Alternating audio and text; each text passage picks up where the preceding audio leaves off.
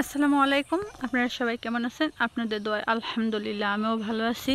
তো আজকে আপনাদের আমি দেখাইতেছি আমাদের গ্রামটা ঘুরে ঘুরে।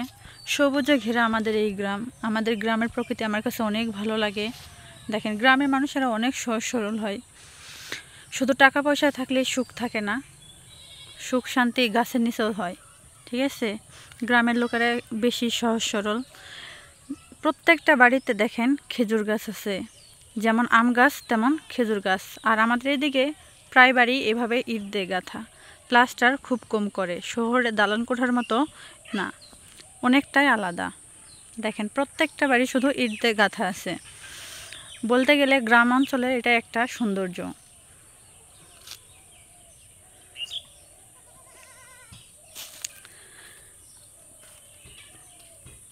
ছাগল ছানাগুলো কত সুন্দর দেখেন।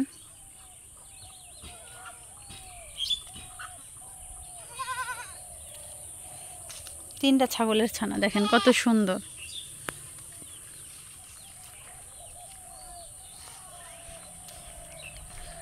বাড়ির সামনে দেখেন অনেক বড় ক্ষেত।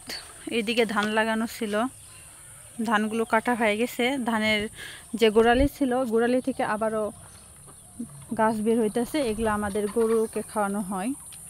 ওই পাশে এখনও ধান আছে, কাটা হয় নাই। সাইড দিয়ে দেখেন কুশুল গাছ।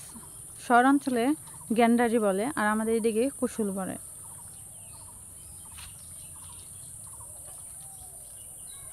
সবুজে ঘেরা আমাদের এই গ্রাম। এই পাশে তাল গাছ আছে, তাল গাছের রস লাগানো হয়। খেজুর রস যেমন বিখ্যাত, তাল রসও সেরকমই বিখ্যাত।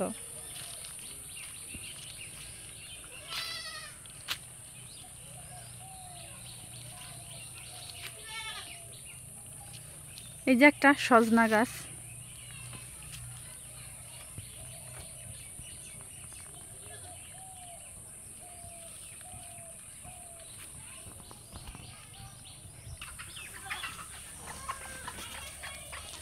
খেজুর গাছে দেখেন কত সুন্দর খেজুর ধরছে।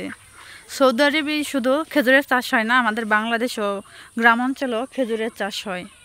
দেখেন, প্রত্যেক বাড়িতে যেমন আম গাছ আছে তেমন খেজুর গাছও আছে। এই যে একটা খেজুর গাছ।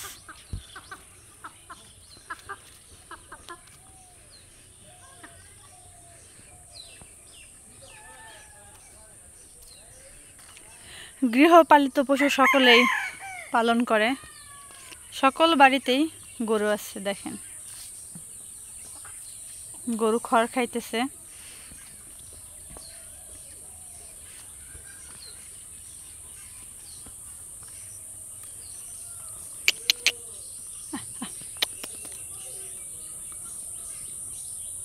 দেখেন, চুলকাই দেব কেমন করবে দেখেন।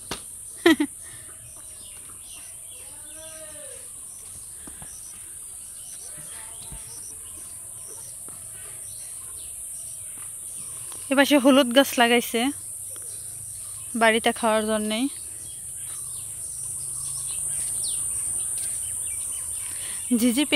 ঝিঝি পোকার শব্দ পাইতেছেন, দেখেন কত সুন্দর।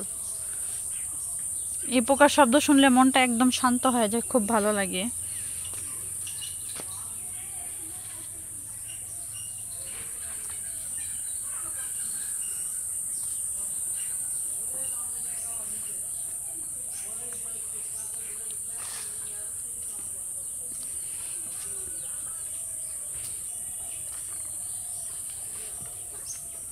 আমাদের গ্রামটা আপনাদের কাছে কেমন লাগলো অবশ্যই অবশ্যই কমেন্ট করে জানাবেন।